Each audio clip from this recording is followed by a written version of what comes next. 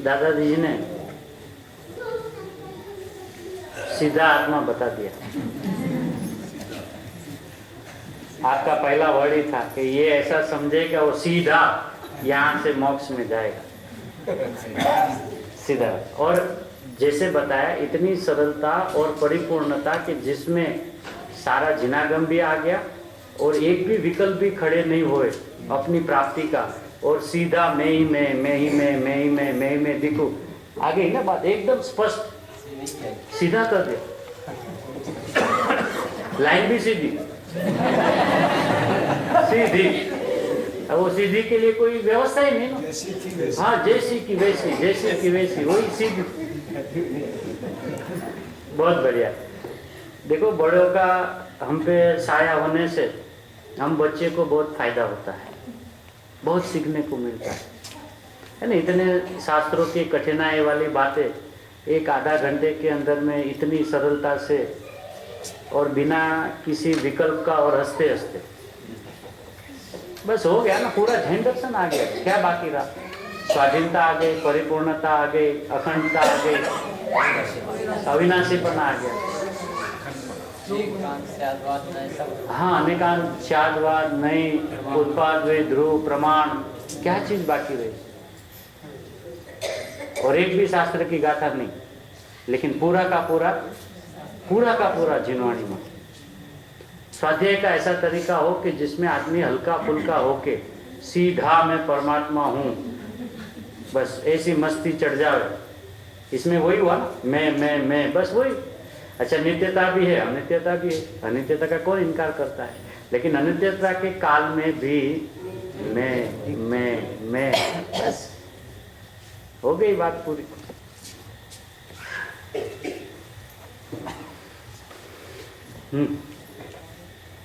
कोई एक प्रश्न ऐसा है। आज आपने कहा कि शास्त्र पाठी भेद प्रभेद बतलाकर उज्जैन में डाल नहीं डाल। हाँ, आज तो भेद प्रभेद तो हमको आचार्यों ने डाल बताए हैं, हमने कहा निकाले बराबर। तो दोष तो आचार्यों का हो गया। नहीं बताया नहीं, आचार्यों ने भेद बताकर अभेद को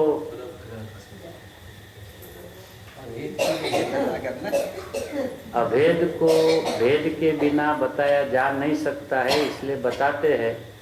और बताकर फिर सीधा ये कहते हैं कि भेदों को ग्रहण करना नहीं, सीधा अभेद में चले जाना।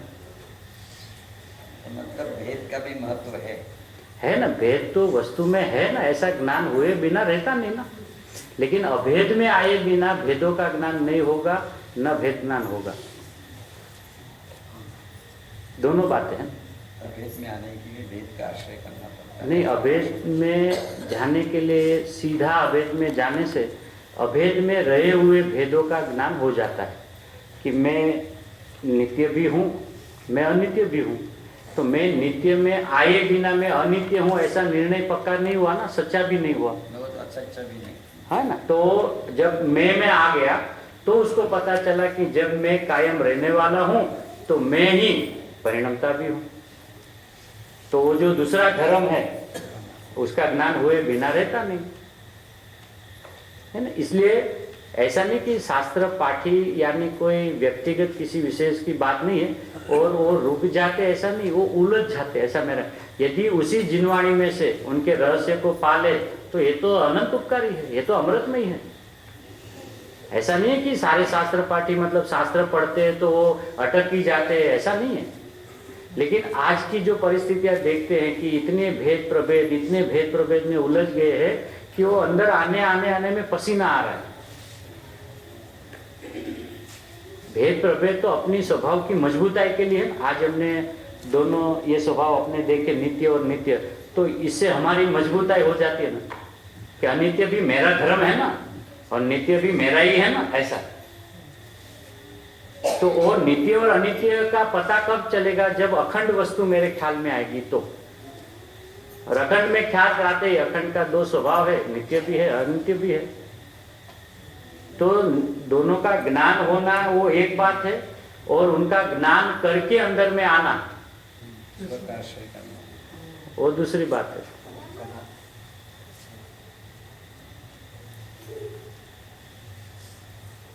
इसलिए ऐसे शब्दों से यदि किसी को ठेस पहुंची हो तो क्षमा चाहता हूँ।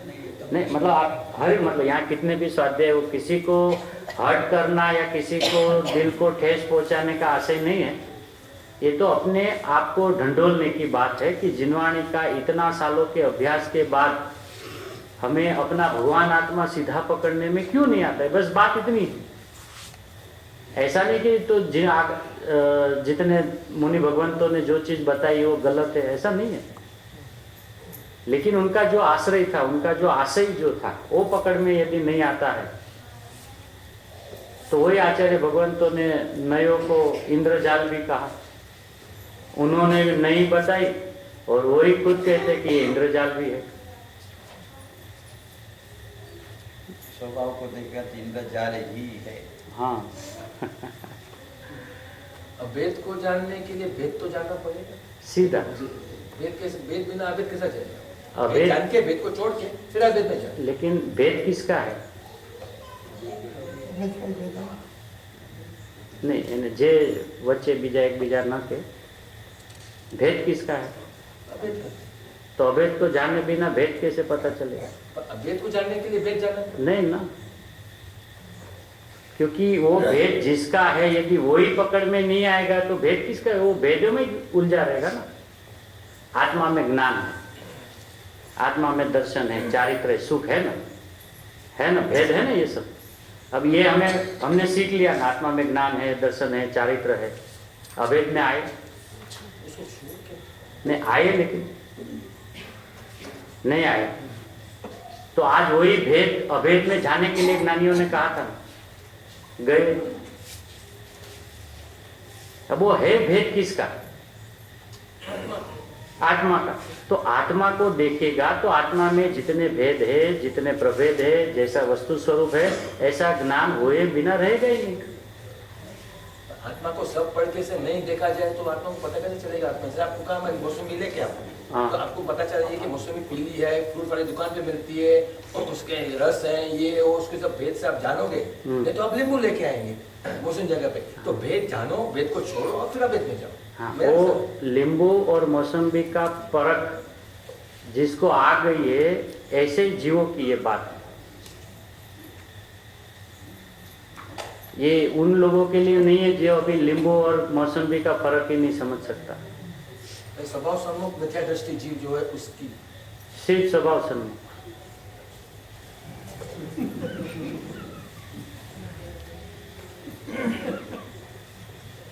अच्छा, मौसम्बी लेने जाते हैं, छिलके साथ में आते हैं हैं? और कुच्चे भी साथ में आते हैं। फिर घर पे जाके क्या करते हैं?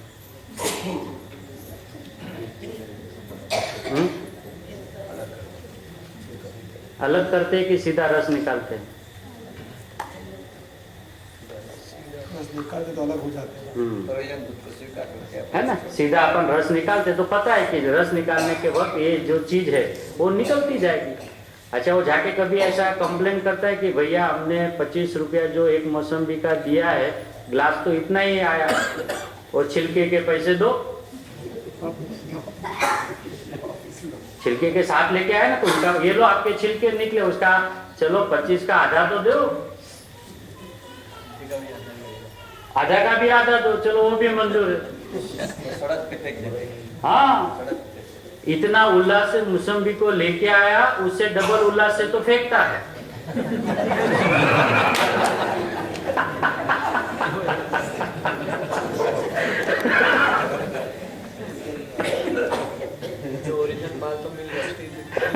प्रयोजन की बात है ना। ऐसा वो कहने को ऐसा आता है कि पहले भेदनान का सारे अभी चारों पड़के को जानना मतलब क्या, ऐसा कि मैं द्रव्य से आत्मा, मैं गुण से आत्मा, मैं पर्याय से आत्मा, ऐसा उसका नाम चारों पड़कों से जानना।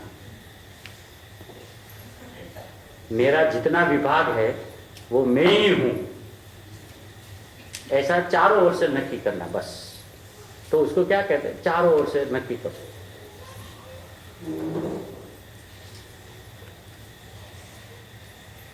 ये 165 प्रश्न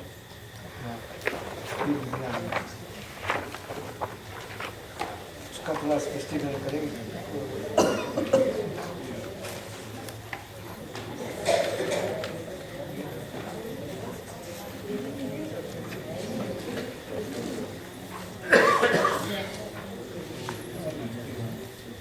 165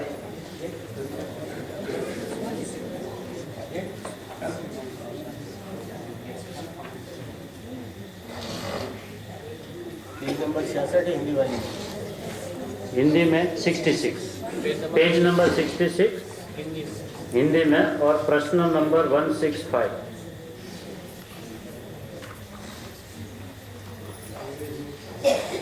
है।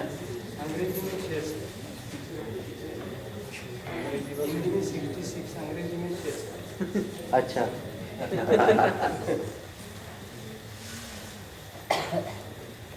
આત્મામાં રાગ દ્વેષ થતા હોવા છતાં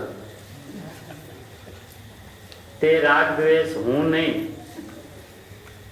એમ તે ક્ષણે જ કેમ માન્યતા થાય?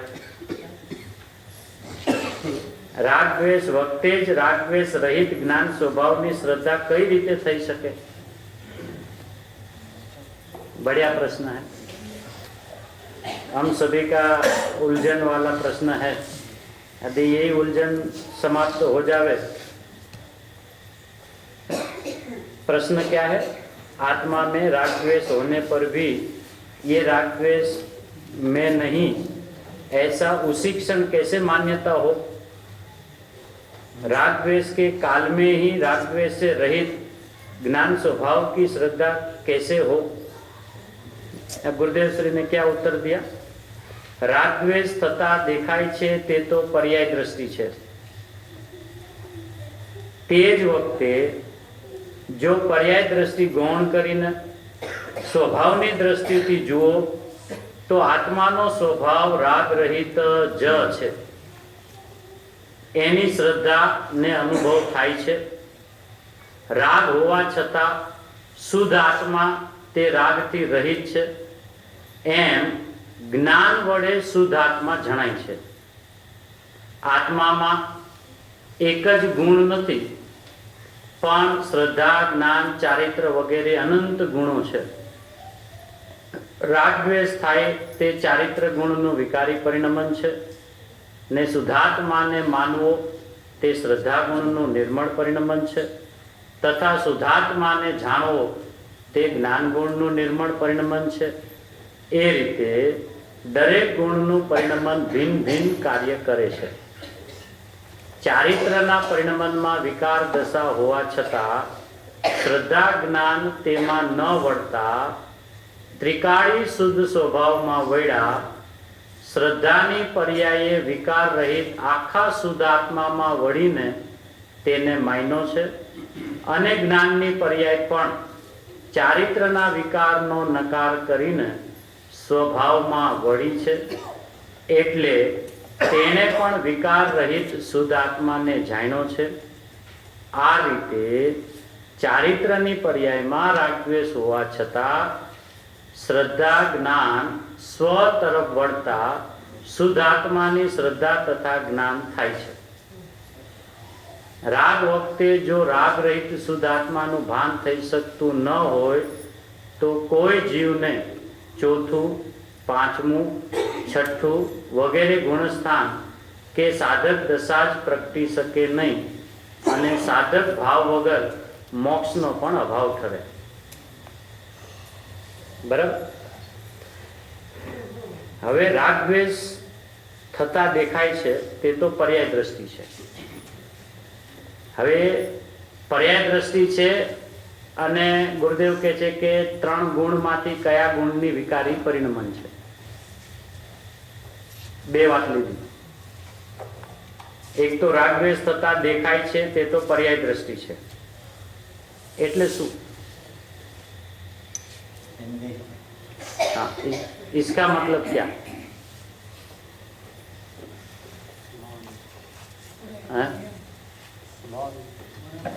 स्वभाव, स्वभाव बिना का. हाँ, नहीं, अभी इसमें ऐसा का राग, अभी वही राग द्वेष को अपना ही चारित्र गुण की विपरीत पर्याय भी कहते हैं.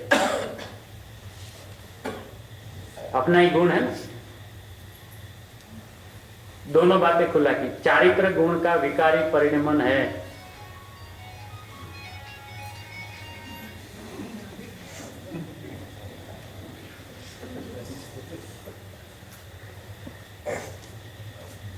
राग द्वेष तथा देखाय से जो दिखता है वो तो पर्याय दृष्टि है.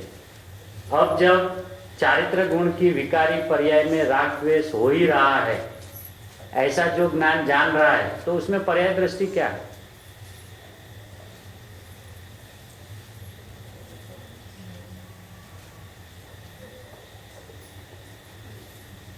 है?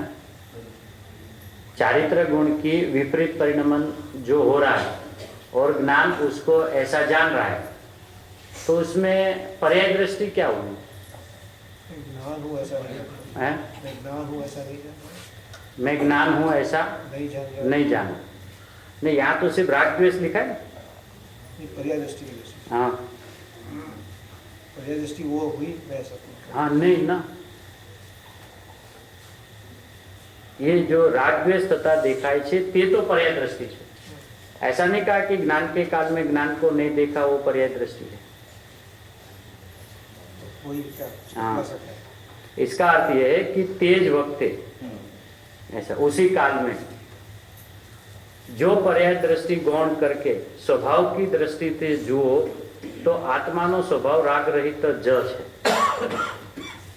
बराबर. अब आत्मा का स्वभाव राग रहित है कि चारित्र गुण का स्वभाव राग रहित है?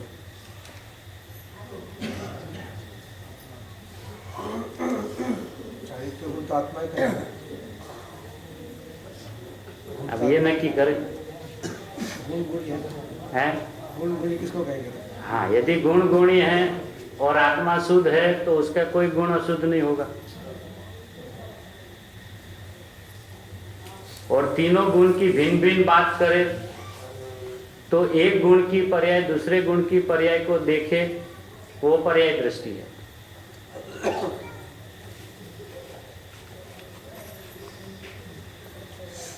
मतलब दूसरे गुण की पर्याय को देखे वो पर्याय दृष्टि है. जैसे कि चारित्र में विपरीत परिणमन चल रहा है और ज्ञान ऐसा जाने कि मैं विपरीत हूं,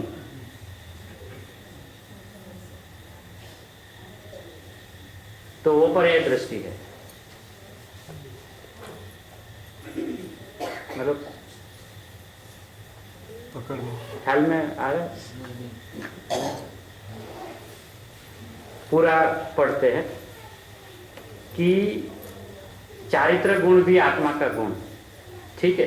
अब यदि उस गुण विपरीतपणा का परिणमन उसमें चलता रहे और उसी समय स्वभाव की दृष्टि होकर सम्यक दर्शन हो जाए और सम्यक दर्शन के काल में चारित्र गुण की विपरीत पर्याय चलती रहे, तो सम्यक दर्शन होगा? नहीं होगा. अब उसी समय पर्याय को गौण करके स्वभाव को देखना, ऐसा काम. तो ज्ञान की पर्याय में पर्याय को न देखकर ज्ञान को देखना, श्रद्धा की पर्याय में श्रद्धा को न देखकर श्रद्धा को देखना, गुण को। चारित्र की पर्याय को न देखकर चारित्र को मात्र देखना, ऐसा स्वभाव दृष्टि को देखना, तो सम्यक दर्शन होगा। क्योंकि सम्यक दर्शन के काल में चारित्र का अंश भी तो प्रकट होता है ना, निर्मल स्थिरता भी तो आती है ना। यदि पर्याय में आती है, हाँ पर्याय में आती है ना। द्रव्य में सम्यक दर्शन होता है,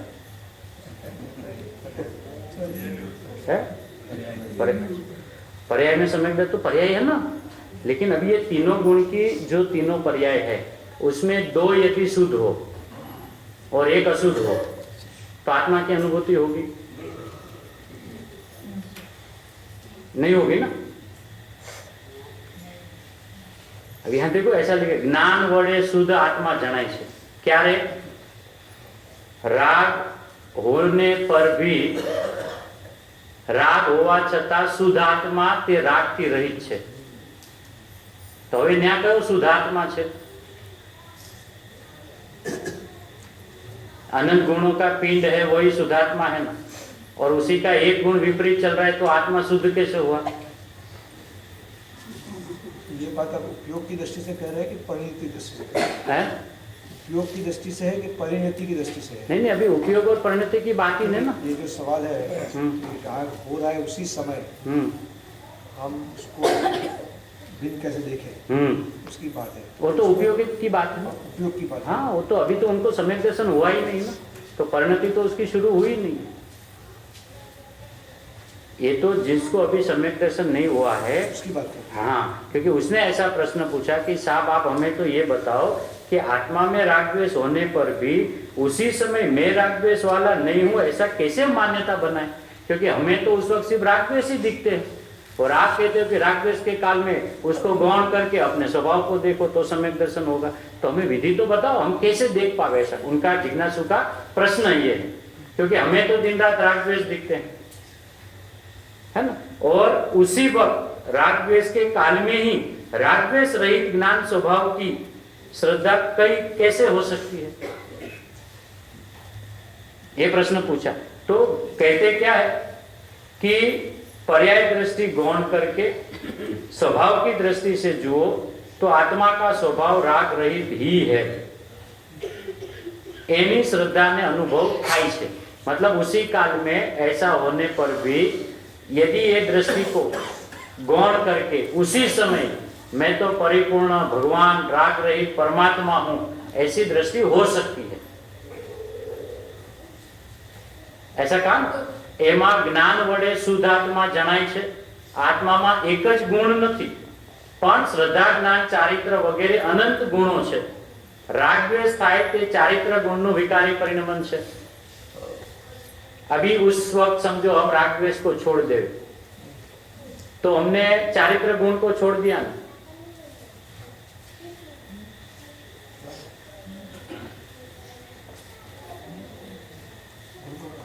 है? ये तो है ना, चारित्र गुण की विकारी पर्याय है, तो जब उस पर्याय को छोड़ा तो उसका गुण को भी छोड़ ही दिया ना। और सम्यक दर्शन में तो तीनों होते, ज्ञान दर्शन चारित्र तीनों होते हैं। तो उसमें क्या निर्णय करना कि जिस वक्त राग द्वेष चल रहा है उस वक्त मेरे में तो मात्र ज्ञान ही चल रहा है, ज्ञान ही चल रहा है, ज्ञान ही चल रहा है। ऐसा ज्ञान का ज्ञान, ज्ञान की श्रद्धा और ज्ञान का आचरण होने से उसको पर्याय दृष्टि से गौण किया और स्वभाव दृष्टि को मुख्य किया, ऐसा कह के सम्यक दर्शन प्राप्त हो जाता है।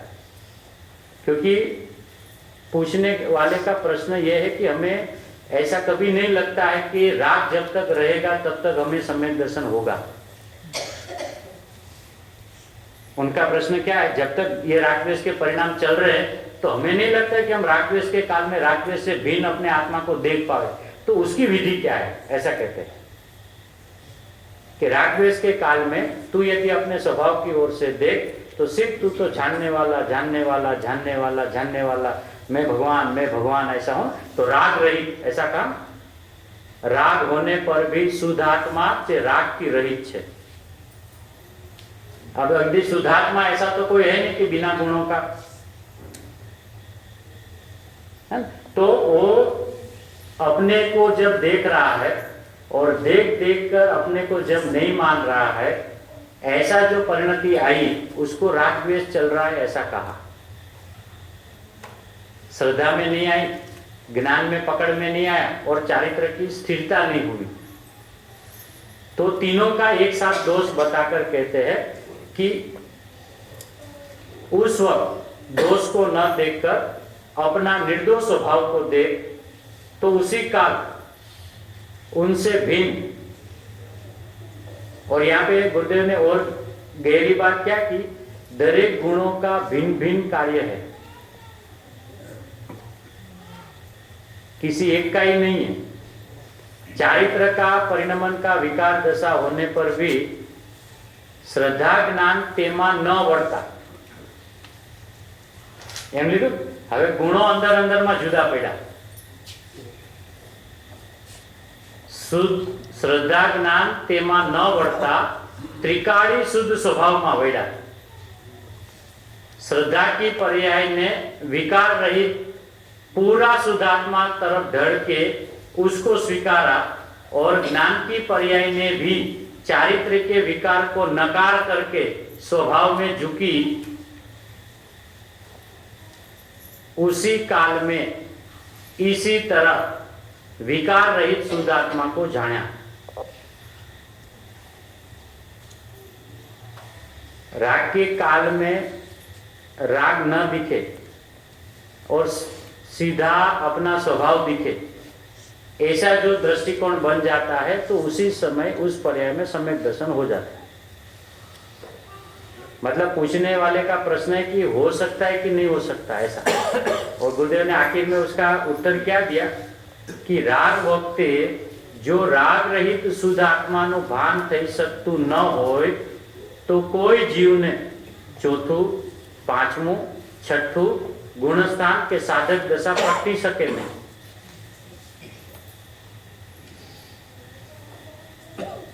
मतलब राग की हयाती के काल में भी राग को न देखकर अपने स्वभाव को देखे, तभी तो उसका चौथा आएगा, पांचवा आएगा, छठा आएगा। क्योंकि जब तक ये स्थिति चलती है गुणस्थानों की साधक दशा की, तो साथ में राग का संयोग भूमिका अनुसार ऐसा रहता ही है। और उसी काल में उसका वो नकार करके मैं तो शुद्ध हूं ऐसा बार बार अपने स्वभाव तरफ झुकता है, तो चौथा वाला पांचवा, पांचवे वाला छठा, छठा वाला श्रेणी मान के मोक्ष को प्राप्त कर लेता है।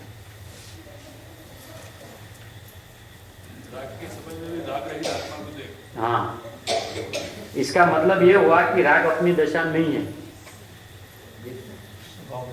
नहीं है। वरना यदि उस वक्त ऐसा रहे ना ज्ञान में जरा सा भी कि ये राग द्वेष है तो अपना ही गुण की विकारी दशा, उसको सम्यक दर्शन नहीं हो पाएगा। क्यों नहीं होगा? कि उसमें अपनापन आ गया ना, मेरे गुण की वो पर्याय है, मेरे गुण की वो पर्याय है। तो 3 गुण में से 2 गुण झुक जाए और 1 गुण नहीं झुका रहे, सम्यक दर्शन होगा ही नहीं।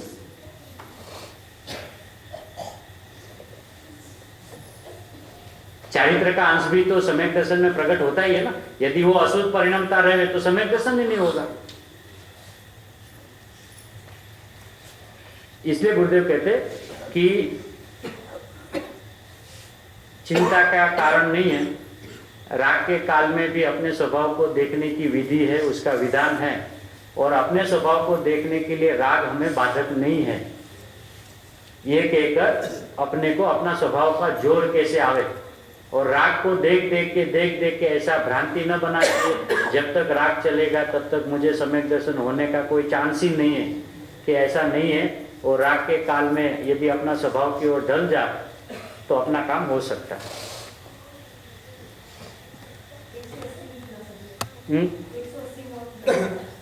180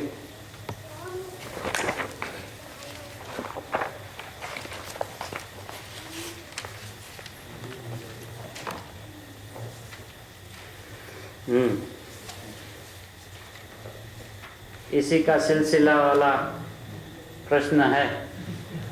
बहन की नजर अच्छी है। वर्तमान में राग होने पर भी 180 नंबर का प्रश्न है। वर्तमान में राग होने पर भी राग रहित स्वभाव की श्रद्धा कैसे हो? जब तक पर्याय में राग विद्यमान है तब तक राग रहित स्वभाव की श्रद्धा कैसे हो सकती है? पहले राग टल जाए, उसके बाद राग रहित स्वभाव की श्रद्धा हो जाए। ऐसा प्रश्न है, गुरुदेव का उत्तर नहीं है। हाँ, ऐसा शिष्य का प्रश्न है। हाँ, वो अपनी बात आई नहीं उसमें ऐसा।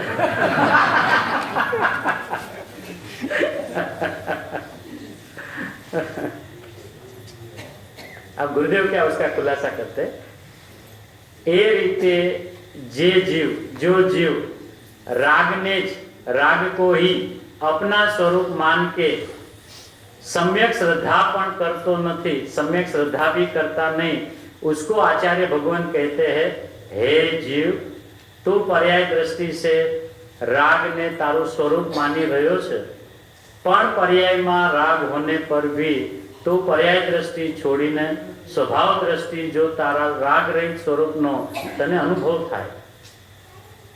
पर्याय दृष्टि छोड़कर स्वभाव दृष्टि से देख तो तुझे तेरी राग रहित स्वरूप की अनुभूति होगी। जिस वक्त क्षणिक पर्याय में राग है, उसी वक्त राग रहित त्रिकाली स्वभाव है। माटे पर्याय दृष्टि छोड़कर राग रहित स्वभाव की तू प्रतीति कर। ये प्रतीति का जोरे राग अल्पकारे टળી जશે, पण ये प्रतीति वगर राग कदी टळવાનો નથી।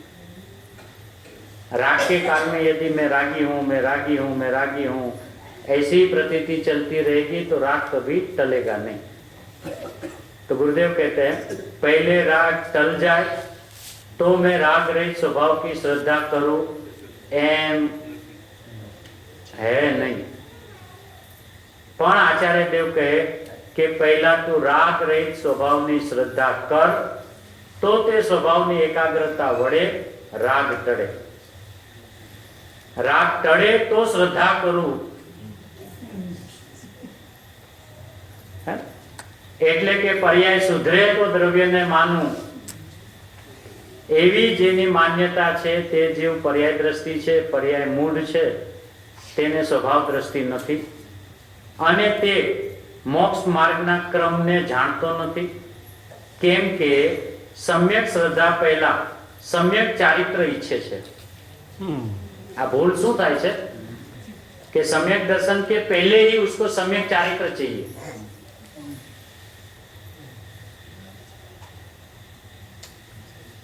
तो पहले तो सम्यक चारित्र होगा नहीं, पण जो पर्याय दृष्टि ने ज राखीने अपने को राग वाला मान ले तो राग किस विधि से टले? सम्यक दृष्टि जीवो अभिप्राय अपेक्षा ए वितराग छे અને તે જ અભિપ્રાય પૂર્વકના વિશેષ પરિણમનથી ચારિત્ર અપેક્ષાએ વિતરાગતા પ્રગટે છે। પહેલા અભિપ્રાય અપેક્ષાએ વિતરાગતા પ્રગટા વગર કોઈ જીવને ચારિત્ર અપેક્ષાએ વિતરાગતા પ્રગટે નહીં, એટલે કે સમ્યક દર્શન વગર કદી પણ સમ્યક ચારિત્ર પ્રગટે નહીં। એમ જે માને છે તે જીવે આત્માના શ્રદ્ધા ગુણને અને ચારિત્ર ગુણને સ્વીકાર્યા નથી, એટલે ખરેખર તેને આત્માને જ સ્વીકાર્યો નથી। તેની દ્રષ્ટિ રાગ ઉપર છે પણ આત્મ સ્વભાવ ઉપર નથી।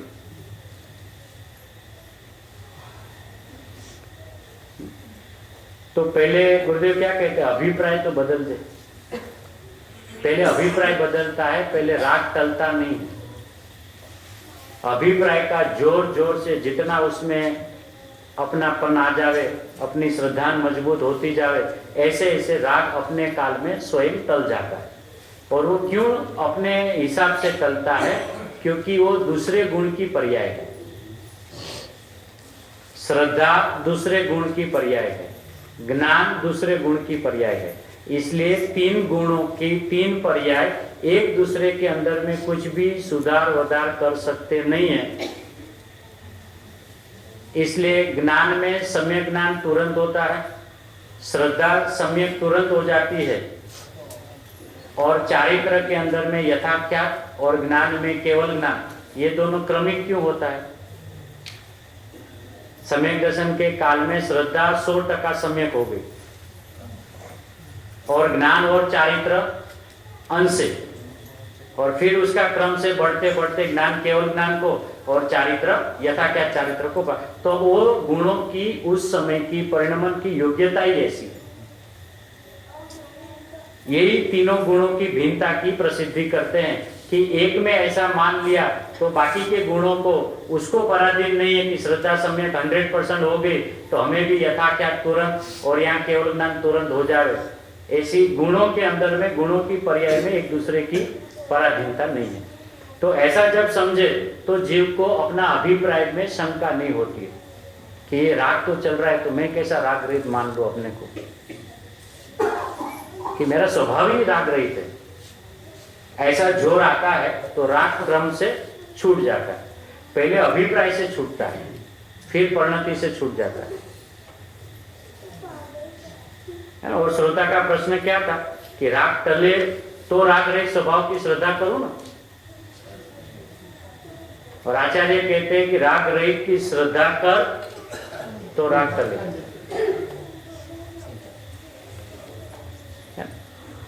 राग तो पर्याय है, ध्रुव स्वभाव में पर्याय नहीं है। ध्रुव स्वभाव की श्रद्धा करना है तो पर्याय तो उसको श्रद्धा में आती ही नहीं है। राग कहाँ मैं हूँ? हाँ, राग में हूँ, चारित्र गुण में है। त्रिकाली दोषों में चारित्र गुण होते हुए भी पर्याय तो अलग रहती है। अलग है।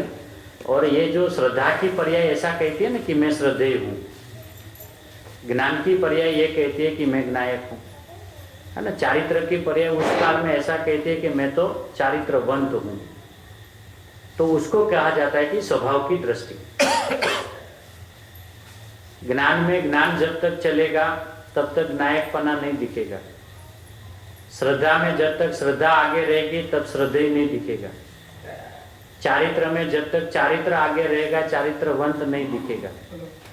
इसलिए तीनों का स्वर जब एक हो जाता है, इसलिए गुरुदेव ने जो मंत्र दिया मैं परमात्मा हूं ऐसा नक्की कर, तो नक्की कर यानी ज्ञान, निर्णय कर यानी श्रद्धा, अनुभव कर यानी चारित्र। अब वो तीनों को तो दे दिया, ज्ञान दर्शन और चारित्र, लेकिन तीनों का विषय एक दिया। ज्ञान ये कहता है मैं परमात्मा हूँ, श्रद्धा ये कहती है मैं परमात्मा, चारित्र ये कहता है मैं परमात्मा हूँ। जब तीनों का एक विषय बना तो निर्विकल्पता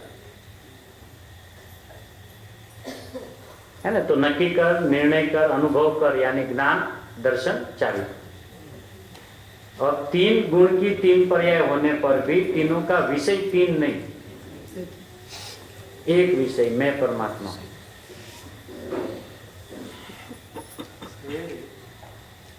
आपने कहा था कि कोई भी जीव हो वो राग को जानता ही नहीं, ही ज्ञान को जानता है। तो ज्ञान तो सारे जीवों के पास है, तो मतलब सारे जीव सम्यक ज्ञानी हो गए। हाँ, ऐसा मानेगा तो सम्यक ज्ञानी है, नहीं तो मिथ्या ज्ञानी तो है ही। मतलब जैसे ज्ञानी जिस आज्ञा से हमें अपना स्वभाव बताते हैं ऐसा हम माने तो सम्यक ज्ञानी है, और ऐसा नहीं माने किसी ने बताने की बात नहीं है ना यार। हाँ, ज्ञान उनका कार्य ही वही है, जानने का कार्य है, जानने का कार्य बराबर है। तो किसको जानेगा? स्व को जाने, वो किसको जानेगा? वो अपने ज्ञान को ही जानेगा। हाँ, तो उस ज्ञान में राग का है कहाँ? ये तो सारे जीव कर रहे हैं। हाँ, लेकिन ऐसा जो कर रहे हैं ऐसा वो नहीं जान रहा है ना। तो ये नहीं जानना कहाँ से आया? हाँ, ये जब प्रश्न हुए कि नहीं जानना कहाँ से आया, सम्यक दर्शन हो जाएगा कि मेरे में ऐसा है ही नहीं जानने जैसा, और मेरे में राग नहीं होता है तो मैं राग को जानूंगा कैसे? जब मैं अपने आप को जीव कहता हूँ, मैं अपने आप को ज्ञान वाला कहता हूँ, तो उसमें से तो ज्ञान ही होगा ना, राग कहाँ से होगा? तो जब वो अपने को ही जान रहा है तब उसको पता चलता है ओ राग मेरे से भिन्न है। तो राग जब जनित गया उस ज्ञान को मैंने जाना है। वो प्रक्रिया क्या हुई? जानने की, कैसा जाना? राग रहित जो है हाँ, वो जाना कैसे? ज्ञान से। ज्ञान से तो राग भी जान रहा है, नहीं, ज्ञान से वो ज्ञान ही जान रहा है ना। राग वाला ज्ञान भी जान रहा है। नहीं ना, ज्ञान वाला पहले ज्ञान को जानता है, उस ज्ञान में राग जो जलता है उसको भी जान रहा है, ऐसा कह देते हैं। लेकिन वो राग को नहीं जानता, ज्ञान को ही जानता है।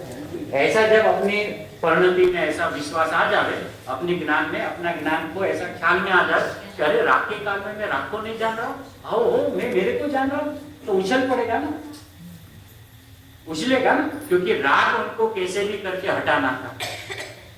तो गुजराती में कहावत है, वो टाढ़े पानी खस, टाढ़े पानी खस। શું ભાઈ હિન્દીમાં કઈ पंडित जी, वो ठंडे पानी से खुजली गई है, खुजली बराबर, मतलब ऐसा कि गई, निकल गई, ऐसा कुछ करना नहीं पड़ा। हाँ, ऐसा कैसा निकल गया ऐसा। तो अभी हमारी जो अनादि की मेहनत थी ना राग को टालने की, वो टाढ़े पानी खस गई। ऐसा जो पता चल गया, वो हो राग के काल में भी मैं मेरे को ही जान रहा हूँ, ऐसा मतलब मैं राग नहीं कर रहा हूँ, ऐसा प्रतीत में आया ना। अरे मैं तो ये जानने वाला हूँ, ऐसा मैं जान रहा हूँ, ऐसा जब ज्ञान में आया, अरे यहाँ तो राग है ही नहीं, ऐसा आ गया। तो राग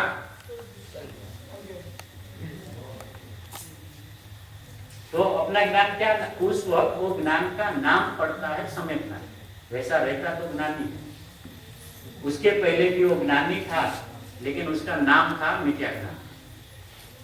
अपने अंदर है ना भैया, कोई पाइपलाइन नहीं है, बराबर। अपन एक अखंड वस्तु है, तो इसमें ऐसा पाइपलाइन तो नहीं है ना कि अभी संसार दशा में इस पाइपलाइन से ज्ञान काम करेगा, है ना। जब अज्ञान रहेगा तो इस पाइपलाइन से ज्ञान काम करेगा, ऐसा तो नहीं है।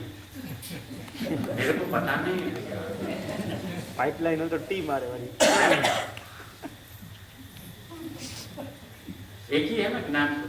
उस एक ज्ञान को जब ज्ञान की प्रतीति नहीं होती तो उसी का ज्ञान का नाम अज्ञान हो जाता है। जब वही ज्ञान को यही मैं हूँ ऐसा ज्ञान हो जाता है तो उसी ज्ञान का नाम सम्यक ज्ञान हो जाता है। ज्ञान वही का वही है। जैसे अपने घर के अंदर में टेरेस से पानी आता है ना, तो पाइपलाइन किचन में गई तो किचन का पानी, बाथरूम में गया तो बाथरूम का पानी, टॉयलेट में वही लाइन गई तो टॉयलेट का पानी। तो पानी की तो बहुत हो गई ना, वैरायटी हो गई ना, एक ही है। पाइपलाइन तो इतनी है ना।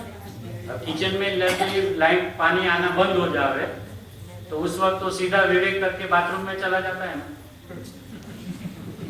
चला जाता है ना। अरे भैया नहीं ये बाथरूम नहीं वो बाथरूम कुछ नहीं, एक ही पानी। जब उसको एक ही पानी देखना है तो भी आता है, और उसको अलग अलग देखना हो तो भी आता है। नहीं अपना किचन का ही पानी पीने का, उधर हाथ नहीं लगाने का। वही लाइन खराबी हो जाए उधर से पी लो। अरे वाह भैया, क्या गजब का ज्ञान है। मतलब अपना प्रयोजन साधना हो तो सब कुछ, और नहीं साधने हो तो बहाने हजार है ना। तो सारे जीव अपने ज्ञान की जानने की क्रिया करने पर भी जब तक ऐसा नहीं जान रहा है तब तक उसको अज्ञानी कहा जाता है। कहा जाता है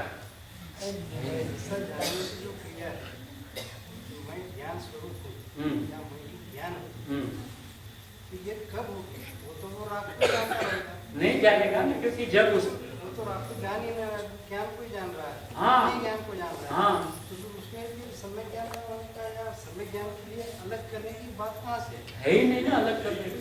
ये तो हमने कल्पना बना दी कि ऐसा करने से सम्यक ज्ञान हो जाएगा, ऐसा नहीं करने से मिथ्या ज्ञान हो जाएगा।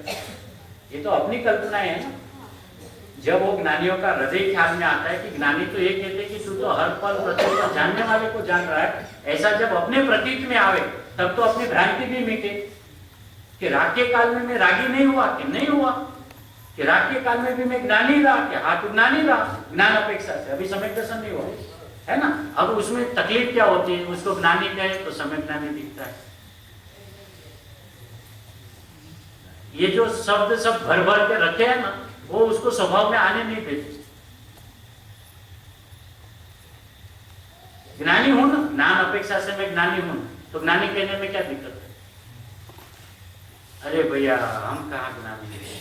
अरे वाह, अरे ज्ञान अपेक्षा से तो ज्ञानी मानो तो अभी सम्यक ज्ञान हो जाएगा, लेकिन वो सम्यक ज्ञान हो तो ज्ञानी, सम्यक ज्ञान हो वो ज्ञानी। तो समय सार में तो 3 अपेक्षा से ज्ञानी कहा है ना, तो ज्ञान अपेक्षा भैया ज्ञान अपेक्षा से हम ज्ञानी कहते हैं, सम्यक ज्ञान हुआ है इसलिए अपेक्षा से नहीं कहते, लेकिन अभी ज्ञानी मानेगा तो उसका फल यह आएगा कि सम्यक ज्ञान हो जाएगा, क्योंकि मैं ज्ञानी हूं और मैं अपने आप को ही ज्ञानी मान रहा हूं, उसी का नाम तो सम्यक है ना। सम्यक में होता क्या है? सच्चू, सच्चा, जैसा मैं हूं ऐसा मैंने जान लिया, ऐसा मैंने मान लिया। हाँ सीधा सीधा बैठ गया।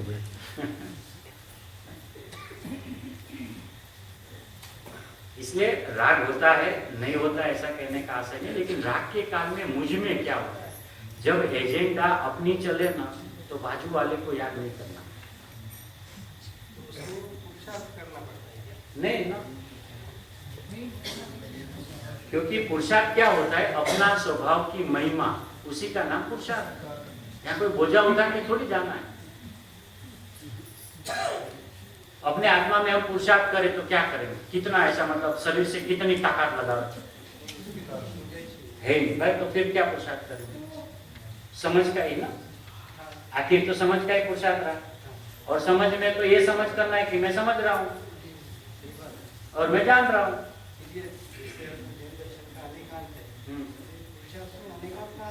आ गया ना, पहले एक पकड़ में आवे तो अनेकांत पकड़ में आएगा, एक नहीं आ रहा इसलिए अनेकांत समझ में नहीं आ रहा ज्ञान को ही देख रहे है, अपन ज्ञान को ही देख रहे हैं। हाँ वे जान रहा है, हाँ आपको भी जान रहा है, आपको जानने वाले ज्ञान गुण वाले आत्मा को भी जान रहा है। नहीं, पहले जब अपने को जान रहा है तो बार बार राग क्यों याद आता है? जब ज्ञान में राग है ही नहीं तो राग को जानने की बात आई कहां से? फिर अभी हम सम्यक ज्ञानी हो ऐसा कहना पड़ेगा। तो मान लो ना, अच्छी बात है ना, जिस काम के लिए हम आए हैं, यदि ऐसा हो जाए तो आनंद के भैया कल लड्डू बनाना, हाँ अपन लड्डू खाएंगे, अच्छी बात है ना। एक तरफ से हम भावना पाते हैं कि जगत के सारे जीव सुखी हो जावे, सब सम्यक दर्शन को पा जावे, है ना। और यदि कोई बोले कि मैं पा गया, अच्छा तुम पा गए, हम पाए नहीं, तुम पा गए, ऐसे कैसे हो सकता है? ऐसा तो समझा हो कि आनंद के समाचार है ना। गलती से भी ऐसा कोई कि मैं बहुत समय में बहुत बढ़िया हो, यदि उसका गलत होगा ना तो नशा उतर जाएगा, अपने को कहने की जरूरत नहीं है। बहुत जन हाथ जोड़ जोड़ के बोले ना, साहब आप तो बहुत, अंदर से उसका आत्मा तो जवाब तो देता है ना, बेईमानी कर रहा है, तो तुरंत पलट के सच्चा ज्ञान हो जाएगा। वो आता है ना ड्रामा में भी, वो मुनिराज का पात्र झूठा मूठा कर दिया, झूठे मूठे पात्र में वो सच्चा मुनिराज बन के अपना कल्याण करके निकल गया, है ना, आता है। अरे एक बार अपन वो पात्र में तो आवे,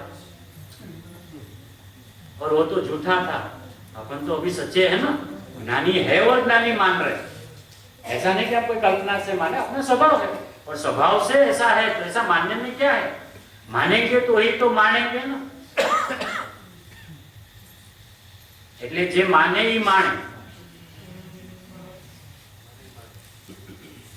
है गुजराती में, जो मानेगा वही मानेगा, मानेगा मतलब उसका आनंद लेगा, मानेगा ही नहीं तो क्या खाक आनंद लेगा, रोता रहेगा है ही नहीं है ही नहीं है ही नहीं तो क्या आनंद आएगा, है ना। अपने जेब में आखिरकार 1 रुपया भी बचा हो ना, आखिरकार हिम्मत एक है ना,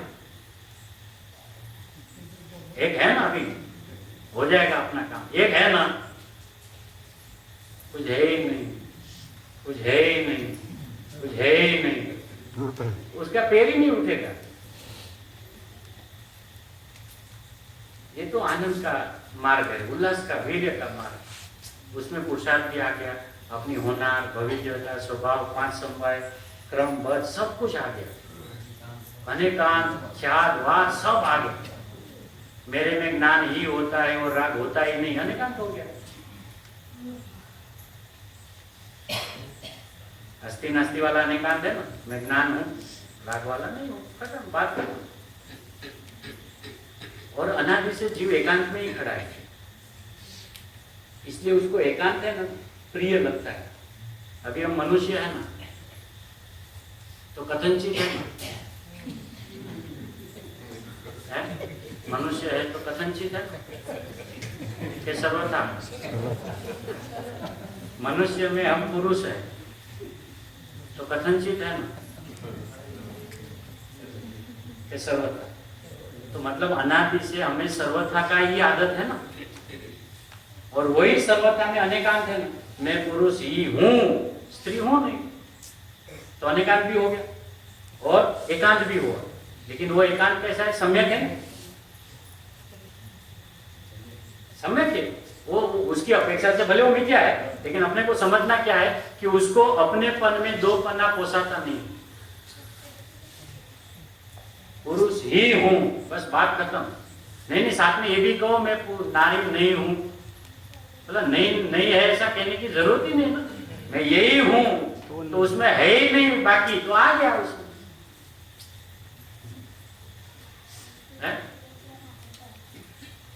अब मैं आत्मा हूं तो उसमें राग तो आया नहीं, तो आ गया ना, है ही नहीं।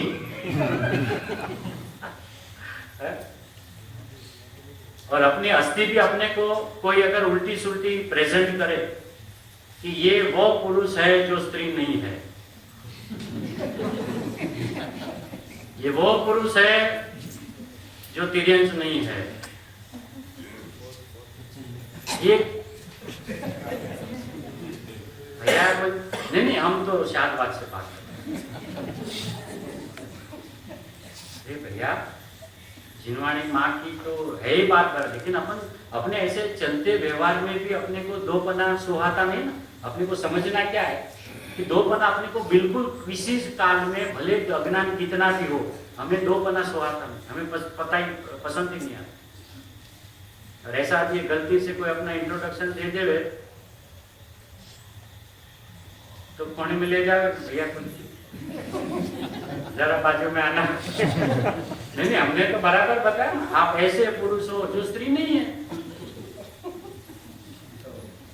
तो नहीं है ऐसा क्यों कहते हो? नहीं है तब तो आपकी अस्थि साबित होगी ना।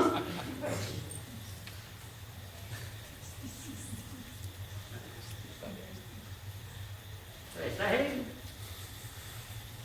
एक की अस्थि एक की मस्ती है, अस्थि की मस्ती है। और कुछ समय समाप्ति की घोषणा? करना अपने हाथ में है या क्रमबद्ध में आएगा तो होगा? नहीं, अपने हाथ में है, अपने हाथ में है। ऐसा जब मानेगा तो क्रमबद्ध में वो पुरुषार्थ आने वाला था, वो आ गया। मतलब समूह एक साथ होते हैं। हाँ, मतलब गुरुदेव ने क्रमबद्ध खोल के किसी को पुरुषार्थहीन नहीं बनाया, सभी को पुरुषार्थ जगा दिया सबका। क्रमबद्ध में वो ताकत है कि जीव का पुरुषार्थ जग जाता है। ऐसी बात आचार्य भगवान गुरुदेव की जैसी हमें कही है वैसी हमारे ज्ञान सिद्धांत में रहो। चिदानंद की राजधानी अमर तेरी जग में कहानी। चिदानंद की राजधानी अमर तेरी जग में कहानी। उत्पाद व्यय अरुद्रव्य स्वरूप, उत्पाद व्यय अरुद्रव्य स्वरूप। वस्तु बखानी सर्वज्ञ भूप, वस्तु बखानी सर्वज्ञ भूप। स्यादवाद तेरी निशानी अमर तेरी जग में कहानी। साधवाद तेरी निशानी अमर तेरी जग में कहानी। धन्य धन्य वीतरागवाणी अमर तेरी जग में कहानी। धन्य धन्य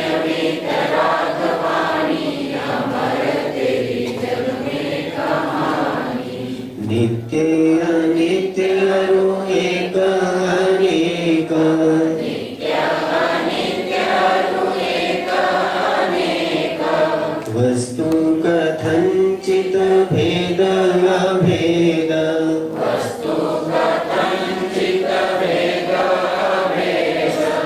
अनेकांत रूपा बखानी अमर तेरी जग में कहानी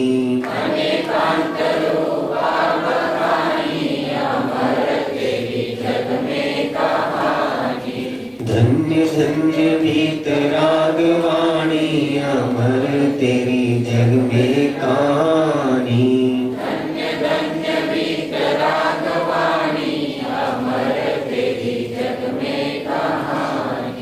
भाव शुभा शुभ बंध स्वरूप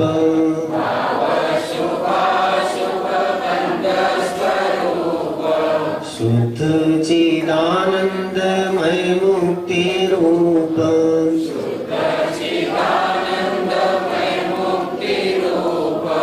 मार्ग दिखाती है वाणी अमर तेरी जग में कहानी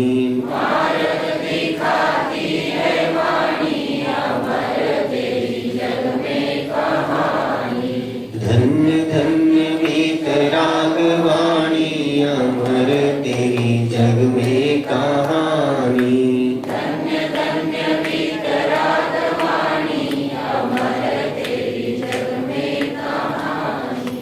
चिदानंद चैतन्य आनंद धाम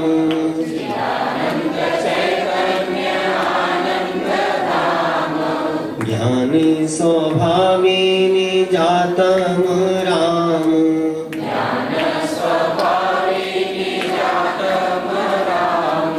स्वाश्रय से मुक्ति बखानी अमर तेरी जग में कहानी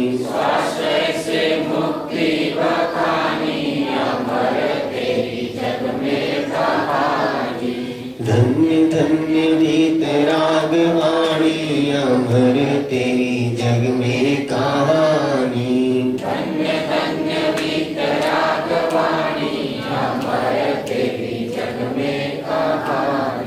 चिदानंद की राजधानी अमर तेरी जग में कहानी